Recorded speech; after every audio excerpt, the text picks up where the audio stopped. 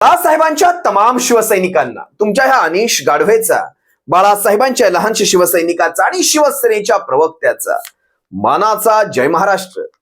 महाराष्ट्रातल्या 16 गद्दारांच्या अपात्रतेला आजपासून बरोबर आज 25 डिसेंबर आजपासून बरोबर 16च दिवस बाकी आहेत.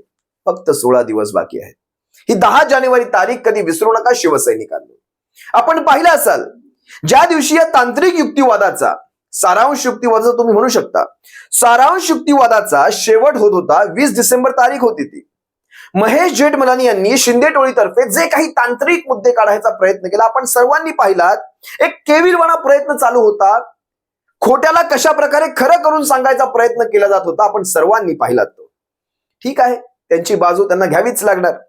पण ज्यावेळेस तुमच्याकडे मांडायला खरे मुद्दे नसतात त्यावेळेस अशा प्रकारचे तांत्रिक घोळ काढले जातात आणि त्याच्यात घोळून कशा प्रकारे खोटं खरं आहे हे सांगायचा प्रयत्न केला जातो. जवळपास आतापर्यंत 3 भाग झालेत माझे या तांत्रिक युक्तिवादावर आणि आजचा हा 4था भाग आहे. तरी देखील हा तांत्रिक युक्तिवाद संपत नाही. आज नेमके मी तुमच्या समोर काय मुद्दे घेऊन येतोय पहा. या सगळ्या मुद्द्यांना माननीय विधानसभेमध्ये आपल्या देवदत्त कामत यांच्याकडनं एक काउंटर तर केलं गेलंच आहे, पण तरी देखील अगदी सोप्या सर्वसामान्यांच्या भाषेमध्ये हे सारे मुद्दे मी तुम्हा सर्वांसमोर घेऊन येतोय. कुठल्याही मुद्द्यावर आपण निरुत्तर ठरलो असा एकही मुद्दा आजपर्यंत सापडलेला नाही. प्रत्येक प्रश्नावर आपल्याकडे त्या आधीच उत्तर होतं. कारण शेवटी बाजू सत्याची असते त्यावेळेस उत्तरं शोधावी लागत नाहीत, हे मात्र नक्की. तुम्हापैकी बऱ्याच जणांच्या मनामध्ये प्रश्नचिन्ह तयार होत असेल. एवढं सारं असताना एवढी संघटना, कडवट संघटना, शिवसेनेसारखी जहाल संघटना, तुमच्या माझ्यासारखे निष्ठावंत शिवसैनिक असताना हा सारा घोळ निस्तरायला आपल्याला एवढा वेळ का जातोय? तुमच्या सर्वांच्या मनामध्ये हा प्रश्न असेल. एकच गोष्ट तुम्हाला सांगेल, बघा किती पटते. प्रभू श्रीरामांचं उदाहरण देतो मी इथे तुम्हाला. हा काळ वेगळा होता, तो काळ वेगळा आहे, दोघांमध्ये फरक आहे. पण तरी देखील लक्षात घ्या, याच्यामध्ये साधर्म्य काय आहे तुम्ही लक्षात घ्या. प्रभू श्रीरामांनी ज्या वेळेस मा सीतेंचं अपहरण झालं, त्यांना रावणाने बंदी बनवून नेलं, अगदी चलाखीने नेलं. लक्षात घ्या, धर्माचा आधार घेतला गेला. भिक्षुकाच्या रूपात आले आणि त्यांनी मा सीतेचं अपहरण केलं. त्यांना श्रीलंकेत घेऊन गेले. तुम्ही पाहिलं असाल, लंकेमध्ये घेऊन गेले.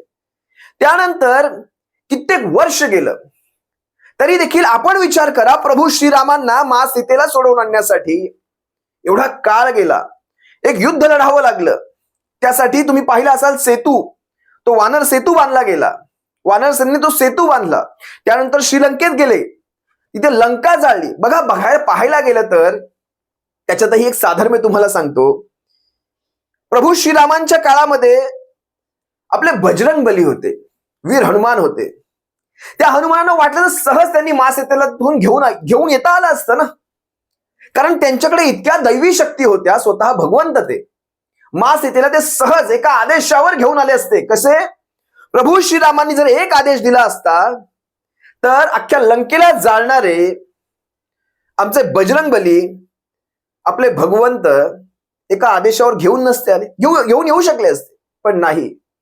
आम्ही जर दुश्मनी पण करतो ना, ती देखील नियमांना धरून करतो, ती देखील नियमांप्रमाणे करतो. लक्षात घ्या, प्रभू श्रीरामांनी स्वतः युद्ध लढलं, रावणाचा पराभव केला, त्याला ठार केला, रावणाला ठार केला आणि मा सीतेला स्वतःच्या बळावर, स्वतःच्या हिमतीवर पुन्हा घेऊन आले.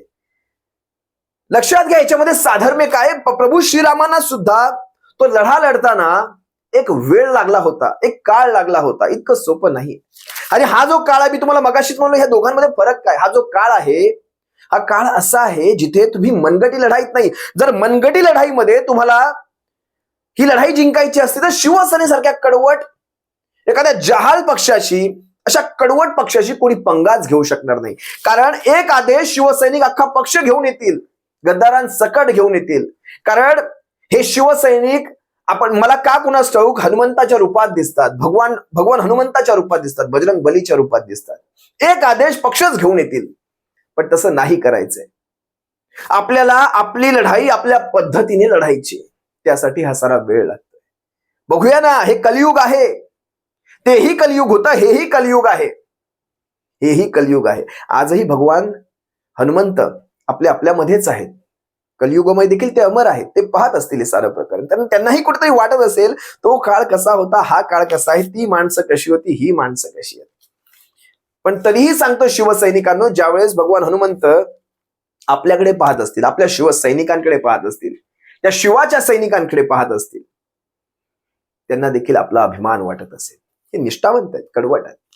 असो, त्या दिवशी नेमकं सारांश युक्तिवादामध्ये काय घडलं होतं तुम्हा सर्वांसमोर घेऊन येतो. बघा, सगळ्यात पहिला मुद्दा निघाला 2 जुलैचा व्हीप. ज्यावेळेस ते व्हीप सगळं हा सगळा झांगडगुत्ता हा व्हीपवरच आहे.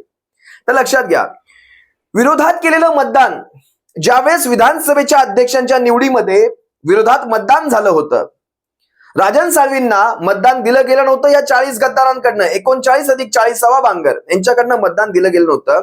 ही गोष्ट गटाला अडचणीत येणारी ठरते इथे. कारण पक्षाचा अधिकृत उमेदवार हे राजन साळवी होते. शिवसेना विधिमंडळ पक्षाचे अधिकृत उमेदवार राजन साळवी होते. विरोधात मतदान झालं, पटलावर नोंदलं गेलं. योगेश कदम यांना विचारलं ज्या वेळेस, तेव्हा ते म्हणाले तुम्ही व्हीप पाळला का? ते बोलले तसा कुठलाही व्हीप नव्हता. देवदत्त कामत यांनी पुढचा प्रश्न विचारला, तुम्हाला माहित तरी होतं का की तुमचा अधिकृत उमेदवार हे राजन साळवी आहेत? ते बोलले असं आम्हाला कोणी माहिती नाही. एका आमदाराला आपला अधिकृत उमेदवार माहिती नाही, पण आमदाराला विधानसभेमध्ये जाऊन मतदान करणं हे माहिती होतं. आणि त्या आमदाराची सत्सद विवेक बुद्धी सांगते की राजन साळवींना मतदान करायचं नाहीये, तुम्हाला मतदान करायचं नार्वेकरांना. बरं, एका नाही, दोन नाही, तीन नाही, 40 आमदारांची सत्सद विवेक बुद्धी एकच गोष्ट कशी काय सांगू शकते? कशी काय सांगू शकते? या साऱ्या गोष्टी हा कट आणि कटाचाच एक भाग आहे. हे सारंच्या सारं तिथे सिद्ध होतं. सगळ्यांची सत्सद विवेक बुद्धी एकच सांगते की राजन साळवी नाहीत. बरं, लक्षात घ्या. मग चला, तुम्हाला माहित नाही ना तुमचा अधिकृत उमेदवार कोण, मग तुम्ही पक्षाला का नाही विचारलात आमचा अधिकृत उमेदवार कोण आहे, आम्हाला व्हीप नाही मिळालेलं आहे? का विचारलं गेलं नाही? कारण सत्सद विवेक बुद्धी वापरायची होती. बघा, एक एक गोष्ट एकानंतर एक क्लिअर होत जाते इथे. स्वतःच्या पक्षाचा व्हीप मिळाला नाही म्हणून बीजेपीच्या उमेदवारांना म्हणजे नार्वेकरांना मतदान करता येतं का? प्रश्नचिन्ह. नाही, येऊ शकत नाही. पण हे काय म्हणतायत, आम्हाला व्हीपच मिळालं नाही, त्यामुळे आमची सत्सद विवेक बुद्धी जे सांगते ते आम्ही केलं. पण आम्ही राजन साळवींना तिथे दिसताय, त्यांना हा देखील प्रश्न विचारण्यात आला, तुम्हाला विरोधात जे उमेदवार होते ते राजन साळवी होते, हे तरी माहिती आहे का? नाही म्हणतात, मला असं काहीच माहिती नाही. हे आमदार आहेत नक्की? हे नक्की आमदार आहेत? हे कुणाशी खेळतायत? हे तुमच्या आमच्या भावनांशी खेळतायत. पुढे बघा, शिवसेनेचे अधिकृत उमेदवार माहित नाही असे म्हणून विरोधी पक्षाला मतदान करणे हे शेड्यूल 10च्या विरोधात जातं. बघा मुद्दे काय काय येत आहेत, तांत्रिक मुद्दे सांगतोय तुम्हाला. 40 आमदारांनी राहुल नार्वेकरांना मतदान केले, यावरून हे सिद्ध झालेले आहे. पुढे पहा, राजकारणात आता ही एक सर्वसामान्यांना पडलेला हा प्रश्न आहे, राजकारणात अंड अगोदर येतं की कोंबडी अगोदर येते? तर कदाचित राजकारणामध्ये कोंबडीच अगोदर येत असेल. काय माहिती यांचं, अंड आधी की कोंबडी आधी?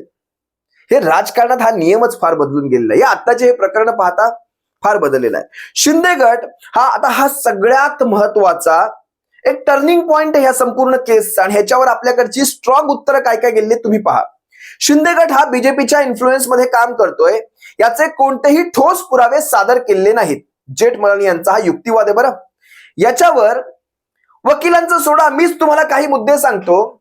हे सगळे मुद्दे तिथे पटलावर आहेतच, पण लक्षात घ्या तुम्हाला किती याच्यातले आठवत आहेत. सगळ्यात पहिली गोष्ट, बीजेपीच्या इन्फ्लुएन्स मध्ये म्हणजे बीजेपीच्या मार्गदर्शनाखाली काम करत होता शिंदे गट. हे कुठेही प्रूफ करण्यासाठी, सिद्ध करण्यासाठी कुठलाही पुरावा दिला गेला नाही. याचे पुरावे तुम्हाला मी सांगतो. भाजप शासित राज्यातून यांची मिरवणूक निघाली होती. सुरत, गुवाहाटी, गोवा सारीच्या सारी भाजप शासित राज्य. इतर राज्यांमध्ये गेलेले नाहीत. कुठे पश्चिम बंगालमध्ये नाही गेलेत, ओरिसामध्ये नाही गेले का बरं, खालच्या कर्नाटकात नाही गेले. बरोबर भाजप शासितच राज्यामध्ये का गेले? कारण पश्चिम बंगालमध्ये गेल्यानंतर ममता दिदींनी, जाऊ द्या, आसामचे मुख्यमंत्री भेटल्याची देखील तुम्हाला बातमी आली असेल सर्वांना. हे काय होतं, भाजपचं कनेक्शन नाही. त्यानंतर मोहित कंबोज, संजय कुटे यांसारखी माणसं देखील सोबत होती. हे भाजपचं कनेक्शन नाही. त्यानंतर भाजप सरकारने यांना संरक्षण दिलं, कनेक्शन नाही म्हणताय. त्यानंतर स्वतः शिंदेंनी विधानसभेत एका गोष्टीची कबुली दिली होती, लाडात येऊन दिली होती, हसत हसत बोलताना म्हणाले की हा जो माणूस बसलाय ना, म्हणजे देवेंद्र फडणवीस, हा या सगळ्या कहाणी मागचा मुख्य सूत्रधार आहे, हेच ते कलाकार आहेत. सगळं विधानसभा हसत होती. बरं, तो एक लाफ्टर शो चालला होता त्या दिवशी विधानसभेमध्ये. पहिलं जेव्हा विधानसभेचं अधिवेशन झालं आणि यांनी भाषण ठोकलं होतं त्यावेळेस. हा माणूस आहे, हा मुख्य सूत्रधार आहे. बरं, ह्याला पुष्टी कुणी दिली? याला पुष्टी दिली अमृता फडणवीसने. काय म्हणाल्या त्या? अमृता फडणवीस म्हणतायत रात्री हुडी घालायचे, गॉगल घालायचे, रात्री कुठेतरी निघून जायचे. नंतर मला कळालं सगळ्या ह्या गोष्टींमध्ये होते. अमृता फडणवीसांनी पुष्टी दिली. त्यानंतर तानाजी सावंत यांनी त्याच्यावर तो मुकुट चढवला. काय म्हणतात तानाजी सावंत? 200 बैठका झाल्या देवेंद्र फडणवीसाबरोबर, 200 बैठका झाल्या. तानाजी सावंत यांनी देखील या गोष्टीला पुष्टी दिली. पुढे हा संजय नाही तर तो संजय पाडायचा होता, हे स्वतः एकनाथ शिंदेंनी कबूल केलं. ही पुष्टी नाही तर काय? म्हणजे हा संजय किंवा तो संजय, संजय राऊत असो किंवा संजय पवार असो. संजय पवार आपले राज्यसभेचे उमेदवार होते कोल्हापुरातनं. कोल्हापूरचे आपले डॅशिंग जिल्हा प्रमुख, शिवसेनेचे जिल्हा प्रमुख, सध्याचे शिवसेने उपनेते देखील आहेत ते. संजय पवार असोत किंवा संजय राऊत असो, दोन्ही देखील शिवसेनेचे उमेदवार. म्हणजे हा नाही तर तो पाडायचा. म्हणजे पक्षाच्या विरोधात काम चाललं होतं, हे पटलावर बोललं गेलं आणि हे ऑन रेकॉर्ड आहे. नाकारू कसं शकता? पुढे ऐका. ही सारी वाक्य तुम्हाला, ही फक्त मी तांत्रिक वाक्य नाही सांगितली, ही तर जग जाहीर असलेली वाक्य सांगितली. तांत्रिक बऱ्याचशा गोष्टी आहेत तिथे. ते घटनांचे घटनाक्रम पाहिलेत ना, आणि मग त्या भाजपच्या कमळाच्या आमदारांच्या गळाभेटी पाहिल्यात ना, सारं काही तुम्हाला, सारं उघड सूर्यप्रकाशात उजळ दिसेल असं सत्य आहे ते. काय वेगळं सांगतोय मी ह्याच्यामध्ये? साऱ्या घटनांवरून सिद्ध होतं भाजपचा हात नाही तर पाय देखील या सगळ्यामध्ये आहे. पुढे विधानसभेचे अध्यक्ष यांच्या निवडणुकीत केलेलं विरोधी मतदान, त्यानंतर बहुमत चाचणीच्या वेळेस केलेलं विरोधी मतदान, आणि ते मतदान केलं होतं भारतीय जनता पक्षाच्या बाजूने. याचा अर्थ या सगळ्यामध्ये भारतीय जनता पक्षाचा इन्फ्लुएन्स होता, हे काही वेगळं सांगायची आणि याच्यासाठी काही एखादा तत्ववेत्ता, विश्लेषक असं आणायची गरजच नाही. तेव्हा सर्वांना कळतात ह्या गोष्टी आणि साऱ्या पटलावर आहेत. पुढे ऐका. आधी काय सांगायचे? कोर्टामध्ये ज्यावेळेस केस चालू होती त्यावेळेस सांगायचे, आम्ही सुप्रीम कोर्टात त्यांनी काय हमीवर सांगितलं होतं की आमच्यामध्ये मतभेद आहेत. शिवसेना हा पक्ष फुटलेला नाही, आम्ही काही दोन गट नाही आहोत, आमच्यामध्ये फक्त मतभेद आहेत. आणि ज्या वेळेस विचार करा, अध्यक्षांच्या निवडीमध्ये गोगावलेंच्या सहीखाली व्हीप काढला गेला होता, तो काय होता? मग तो कशासाठी काढला होता? तो व्हीप दाखवला तुम्ही आमदार अपात्र करण्यासाठी. म्हणजे मला वाटतं आदित्य साहेबांना सोडून बाकी सगळ्यांना तुम्ही अपात्रतेच्या नोटीस धाडल्या होत्या. मग त्या कशासाठी? तुम्ही जर एक गट आहात तर हे सगळं कशासाठी चालवलंय? म्हणजे तुम्ही मान्य करताय तुम्ही दोन गटात आहात आणि तिथे स्प्लिट झालं होतं, हे सिद्ध झालं होतं. तुम्ही स्प्लिट मान्य करत नव्हतात. ऑन रेकॉर्ड आहे त्या साऱ्या गोष्टी. आता 21 जूनला ज्या वेळेस गटनेते 21 जूनची बैठक तुम्हाला सर्वांना आठवत असेल, वर्षा बंगल्यावर ही बैठक झाली होती. गटनेते पदावरून एकनाथ शिंदेची तात्काळ हकालपट्टी झालेली आहे. त्यानंतर त्या पदावर बहुमताने शिवसेना नेते पदावरून देखील नंतर हकालपट्टी झाली, पण गटनेते पदावरून त्यांची हकालपट्टी करून अजय चौधरींची निवड झाली होती. आणि तसं ते नरहरी झिरवळांकडे तशा आशयाचं पत्र देखील दिलं गेलं होतं. कायदेशीर प्रक्रिया आणि नियमांना धरून ती सारी प्रक्रिया पूर्ण करण्यात आली होती. 21 जूनचं तुम्हाला आठवत असेल. त्यानंतर बघा हा सारा घटनाक्रम कसा आहे, कशा प्रकारे महाराष्ट्राचं सरकार उलटलं आणि यांनी उलथवलं म्हणायला लागेल. उलटलं नाही, यांनी उलथवलं आणि कशा प्रकारे स्वतःचं बेकायदेशीर सरकार हे घेऊन आलेत याचा एक तुम्हाला थोडक्यात रिकॅप देतो. बघा कशी एकाला एक संदर्भ जुळतोय. यांनी झिरवळांकडे लेटर दिलं की आम्ही अशा प्रकारे आमचे गटनेते आता अजय चौधरी असतील, कारण पक्षविरोधी कारवाई केल्यामुळे एकनाथ शिंदेंना आम्ही तात्काळ पदावरून काढलेलं आहे. त्यानंतर अजय चौधरींची नियुक्ती विधानसभेचे उपाध्यक्ष असतील, उपसभापती असतील, नरहरी झिरवळ उपाध्यक्ष म्हणता येईल. नरहरी झिरवळांनी त्यांना मान्यता दिली अजय चौधरींना, आणि अजय चौधरींनी आपल्या अधिकाराच्या अंतर्गत गटनेते विधानसभेमध्ये असतील आपले मुख्य प्रतोद नेमू शकतात. आपल्या अधिकारांच्या अंतर्गत मुख्य प्रतोदांची त्यांनी नेमणूक केली. मुख्य प्रतोद म्हणून सुनील प्रभूंची नेमणूक झाल्यानंतर प्रभू यांनी 25 जूनच्या बैठकीत एक बहुमताने निर्णय घेतला. 25 जूनच्या बैठकीला हजर न राहिल्यामुळे त्यांनी या सगळ्या 16 आमदारांना एक अपात्रतेची नोटीस इश्यू केली आणि तसं पत्र विधानसभेच्या उपाध्यक्षांना असेल नरहरी झिरवळांना तसं पत्र दिलं. त्यांनी आमदारांनी तो व्हीप पाळला नाही, कारण शेवटी विधानसभेच्या आत काय आणि बाहेर काय नियम आहेत त्याच्यासाठी. पक्षाने बोलवलेल्या बैठकीला तुम्ही उपस्थित राहिला नाहीत म्हणून तुमच्यावर ही अपात्रतेची कारवाई होते, अशा प्रकारचं त्यांच्यावर अपात्रतेची कारवाई देखील केली. आणि तशा कारवाई व्हावी यासाठी विधानसभेच्या उपाध्यक्षांकडे नरहरी झिरवळांकडे पत्र दिलं. झिरवळांनी त्यांना 3 दिवसांची 72 तासांची मुदत दिली. कारणे दाखवा सांगितलं. मुदतीच्या आतमध्ये या आमदारांनी कुठलंही उत्तर दिलं नाही. त्यानंतर झिरवळांनी यांना अपात्र केलेलं आहे. 72 तासाच्या मुदतीनंतर 16 आमदारांची अपात्रता झाली. अपात्रता झाल्यानंतर हे आमदार गेले सुप्रीम कोर्टामध्ये. बघा कहाणीमध्ये ट्विस्ट कुठून येतो. सुप्रीम कोर्टात गेल्यानंतर आमदारांनी काय केलं, या सगळ्यावर स्टे यावा म्हणजे आमच्या अपात्रतेवर स्टे यावा यासाठी प्रयत्न केला. सुप्रीम कोर्टाने एका मुद्द्यावर हात ठेवला की नैसर्गिक न्याय काय सांगतो किंवा एक नैसर्गिक मुदत काय सांगते, 7 दिवसांची मुदत दिली गेली नाही, त्यासाठी या आमदारांची अपात्रता होऊ शकत नाही. अशा प्रकारचा क्रॉस म्हणजे त्यांनी विधानसभेच्या उपसभापतींकडे उपाध्यक्षांकडे त्यांनी तो त्यांच्या निर्णयाला क्रॉस केला आणि तो निर्णय त्यांनी देऊन त्यांच्यावर स्टेटस आणला. स्टेटस काय सांगतो, महत्वाची गोष्ट लक्षात घ्या. स्टेटस सांगतो की तुम्ही जैसे थे राहा, अपात्रताही करू नका किंवा कुणावर काही कारवाई करू नका, पण याच्या व्यतिरिक्त सभागृहात कुठलेही बाकीचे निर्णय होणार नाहीत. ही गोष्ट अतिशय महत्वाची आहे.